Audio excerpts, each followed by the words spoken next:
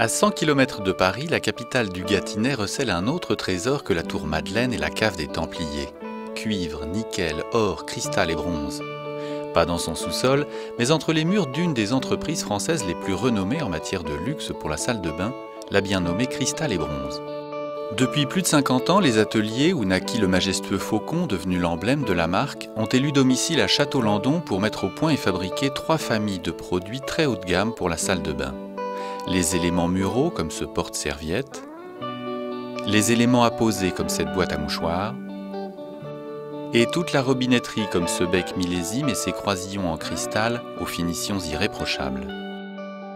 Dans le domaine de la salle de bain, de la robinetterie en particulier, le luxe, c'est avant tout des finitions exceptionnelles. On le voit, c'est un esthétisme parfait, aussi bien dans la qualité du polissage miroir que dans la délicatesse avec laquelle les finitions vont être appliquées, qu'elles soient brillantes, qu'elles soient brossées, qu'elles soient satinées.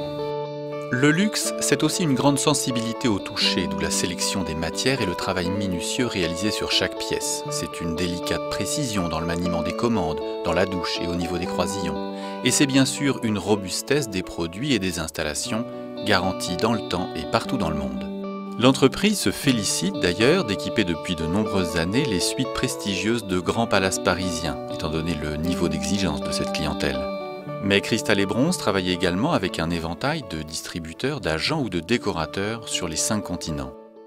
Alors quand nous travaillons avec le décorateur, cela permet de pouvoir réfléchir à tête reposée en prenant en compte le cahier des charges, les idées directrices du décorateur et puis en les adaptant, en les calquant sur nos collections, sur nos solutions techniques afin de trouver la meilleure solution avant de la présenter tout simplement au client final. Pour cette entreprise créée dans les années 30 par un antiquaire parisien, quels seraient donc aujourd'hui les enjeux économiques et les choix stratégiques sur un marché mondialisé et semble-t-il épargné par la crise? Les projets aujourd'hui sont de plus en plus exigeants, tant en termes techniques que de niveau de décoration, qu'au niveau de la réduction des délais. Nous avons donc fait le choix, chez Cristal et Bronze, au sein de notre site de Château-Landon, de conserver l'ensemble de nos savoir-faire, y compris pour le polissage, au sein duquel nous formons un apprenti par an, et y compris pour l'atelier de traitement de surface, où nous réalisons la totalité des finitions au catalogue, comme le nickel brossé, le bronze flammé ou bien encore le doré mat.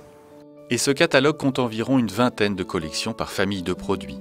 Les styles baroques et classiques qui ont ciselé l'identité de l'entreprise et qui font encore sa fierté, y côtoient désormais les styles très contemporains, dessinés plus récemment à la demande d'une nouvelle clientèle.